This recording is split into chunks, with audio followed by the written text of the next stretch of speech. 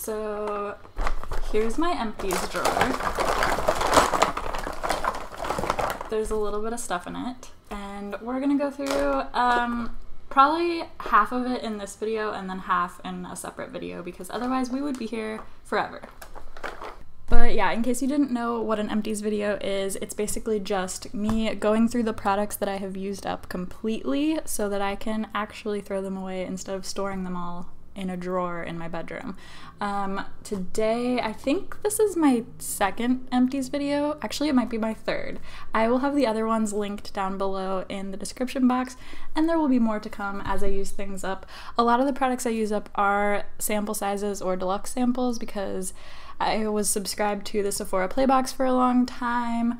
I get a lot of samples whenever I do make purchases. I always add samples to my bag, but I also have full-size items in here. We've got everything from makeup to skincare to hair care, everything beauty related. Also, what are y'all's feelings on matte nail polish? Usually I put a glossy top coat over these, but yesterday I was just feeling the matte finish, so I left it. Half of me loves it, half of me hates it. Anyway, let's get into the video. Alright, the first two items are some makeup wipes. I only have 2 bags. I know a lot of people go through makeup wipes super fast because they use them to remove their makeup every single day. I only use these when I'm like super lazy and can't get up and wash my face. So I don't go through them as quickly, but anyway, I have the simple micellar wipes here. These are my all-time favorite makeup removing wipes. They're just so like hydrating. They're not like dripping with liquid or anything like that, but for some reason the moisture just stays in them for so long. And so you can really feel like you're getting your face clean. They don't sting my eyes or burn my eyes or anything. These are my favorite. However, I do purchase a lot of the e.l.f. makeup remover wipes just because they're a lot cheaper. Not a lot cheaper, but they are cheaper, and I always stock up on these when they're half off on the e.l.f. website, so I use these too. They work really well, they remove my makeup really well. I just like how these feel a little bit better.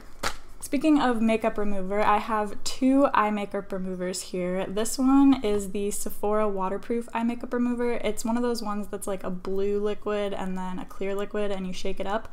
I really am not a fan of this just because it feels so oily. I actually have another one that I'm currently using and I can't wait to be done with it. It works really well, but I hate the like oily film it leaves behind, so I would not repurchase this.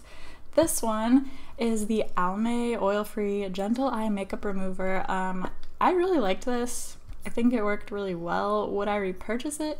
Probably not, just because now I have like oil cleansers that I use to take all my makeup off, or I just use a little bit of like coconut oil or something.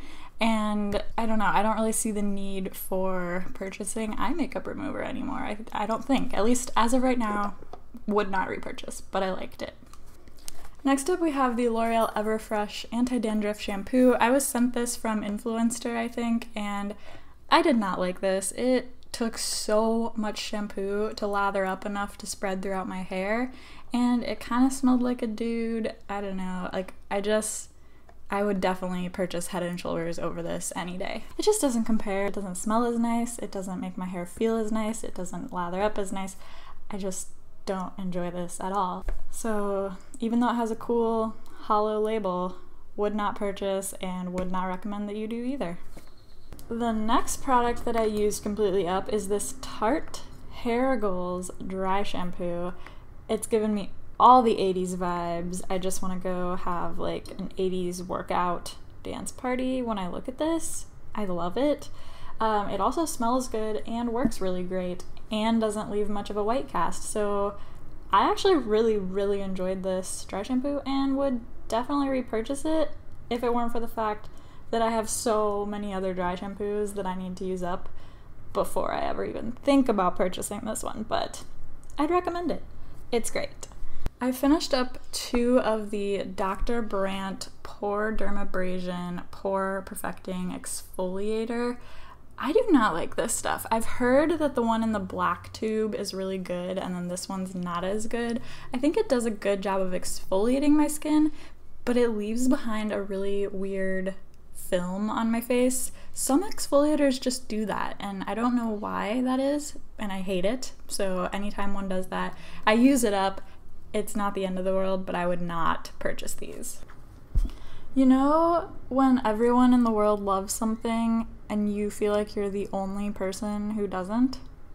I feel like this Brazilian Bum Bum Cream dries me out. And I've never heard anyone say a single negative thing about this brand or this company, so I don't know what's wrong with me, but this does not work for me. It leaves my skin feeling more dry than it started. It's super weird. It smells delicious. It smells like you're laying on a beach in Brazil, drinking out of a coconut, and being fed vanilla things. It's delicious smelling, but it doesn't work for me. Ooh, I actually really liked this. This is the Urban Decay Quick Fix Hydra-Charged Hydra-Charged Complexion Prep Priming Spray with niacinamide coconut water and Cepatonic M3, whatever that is. Anyway, this is a really, really moisturizing priming spray, and I found it to be quite pleasant. It smells really nice. It really made my skin feel moisturized, especially during these winter months when it's still oily. I mean, don't get me wrong, I still have very oily skin, but it can feel a little dried out and parched in the winter months. So this was super nice. I don't know if I would purchase the full size just because it's not like a necessity. It doesn't really help my makeup or anything, but if I saw it as a 100-point perk or something, I would definitely pick it up. These are two random body scrubs that I used up. I pretty much just use them as foot scrubs. This one actually is a foot scrub with tea tree oil from a random brand, and this was like a coffee scrub from a local brand. The label has worn off. I did not like this. This was fine. They're just fine. They're just scrubs. What can you really say about a scrub, you know? I used up a little bottle of tea tree oil. I mostly use tea tree oil for spot treating pimples. It's actually the most effective spot treatment that I've ever used. So if you aren't using it or have never tried it, definitely try it. It works amazing for me. But I also use tea tree oil for about 1,000 other things, and I want to do a video on it actually. So that video will be coming soon on everything I use tea tree oil for. It's a very magical, wonderful oil. I used up a little baby container of the Makeup Forever HD loose powder.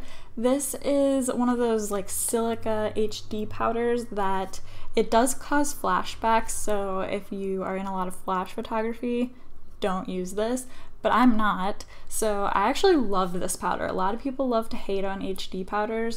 I don't really know why. I love this a lot more than any other loose powders that I've ever used. I hate the fact that it is a loose powder, so if I were to repurchase it, I would get the pressed version that they have now. They didn't used to have the pressed version, but now that they have it, that's definitely the way I would go. I just think loose powders are so messy. But the thing that I love about this, it's not like a super mattifying powder or anything, but what it does do is make everything that you put on top of it blend so nicely. Like, nicer than on top of any other powder. I really enjoyed using this. If you follow me on Instagram, this little guy will look familiar to you because I talked a lot about how I thought it was never going to die. This is the Dew The Hoola liquid bronzer from Benefit. This was, again, just a deluxe sample, but it lasted me forever and ever and ever. I think I got this in one of the very first Sephora play boxes that ever came out, so if that gives you any idea how long I've had it. It's lasted me so long, and finally I committed to using it up. I was like, I'm not using another bronzer until this guy is gone. The problem is that you can't see how much is left in it, so I never knew how close I was to being done. It was really frustrating. As far as the actual product goes, I actually kind of liked it. A lot of people did not like this bronzer because people said that it was a little too orange, which I have to say, the first time I used it, I also thought that, but then, I don't know, I fell in love with it. I don't know what to tell you. I didn't find it to be orange like any of the other times that I've used it, and I've used this so many times. It blends out beautifully. It's so easy to use. It's a matte finish. I really enjoyed using this. I don't know that I would purchase the full size only because there are so many other cream bronzers that I need to use up that I already own or that I want to test out in the future, but I did actually really enjoy this product. These were the Dr. Dennis Gross, which, what a name, Alpha Beta Peel Original Formula, like, peeling pads, basically. You, like, wipe it on, and then you wipe the other one on, and it makes your face kind of red, and a lot of people say that it burns or stings a tiny bit as it's peeling. I personally didn't feel anything with these and didn't see any results other than just that my skin got a little bit pink when I used them, but that was it. But that's kind of how my skin is with everything. Like when I get facials, which I've done like twice in my life, they're like, okay, this part might like sting a little bit, and I'm like, oh, you're doing something? Like my skin is just, it doesn't feel treatments. So that's probably why I didn't notice anything with these. But I used them up because I wanted to see if I would see any results, and I have to say I did not. Oh Lord, this one, I don't know what happened here. This is the e.l.f. Lengthening and Defining Mascara. I went to use this one day, and let me just show you what I found. So first of all, it's very difficult to get out of the package, and second of all, yeah, what happened here? What was going on in that tube? It's like all the product completely hardened onto the bristles before I ever even got a chance to use it. So yeah, that was quite the surprise to open up and find that. This is a completely used up Dr. Jart Water Drop Moisturizer. This was the first sample that I had ever had of this. I think I got it in a Sephora Playbox. If you watched my 2017 beauty favorites, you would have seen this product because it quickly became my holy grail moisturizer. My skin loves this stuff. I've already purchased the full size and a backup because I love it so much. It's basically just hyaluronic acid. It turns into water as you blend it onto your skin. Go watch that video if you want to see it happen. Like, as you're blending it out, it literally turns into water droplets. I'll link it up here. Go watch the video. Anyway, I love this stuff. Would repurchase, have repurchased, will continue to repurchase. It's so good. This is the Marc Jacobs Highliner, I believe they're called, in just the black shade. This was just a sample, but I'm getting rid of it for two reasons. The first is that it's like very dried out. You can just see it's not super creamy anymore. The second reason is that this does not stay in my waterline. A lot of people swear by this exact line of eyeliners as like one of the only ones that stays in their waterline. It does not stay in my waterline at all. Not even a little bit. It's like 20 minutes into wearing it and it's all gathered on the outer corner of my eye.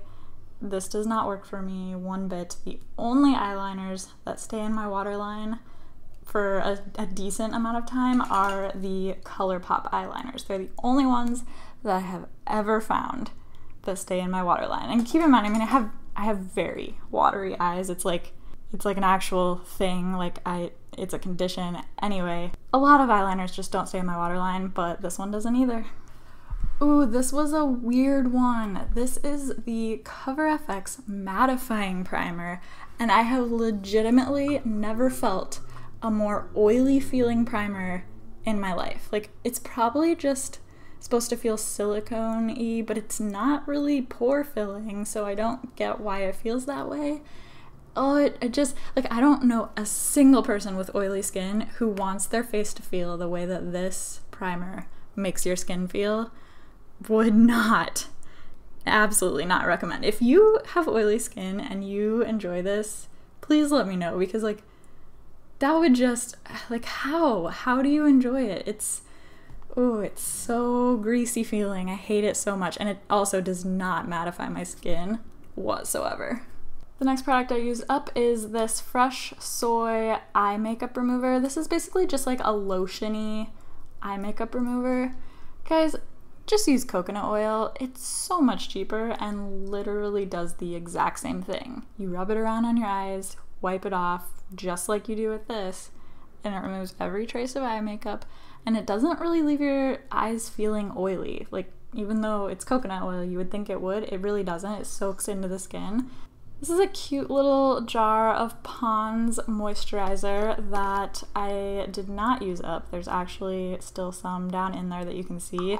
I hated this so much. Like, I clearly tried to use a lot of it. Most of the container's empty. I tried it on my face for a little while. My face did not like it. It broke out so bad. It was just way too pore clogging for me on my face. But then I was like, oh, I can just use it up as like a hand cream or something.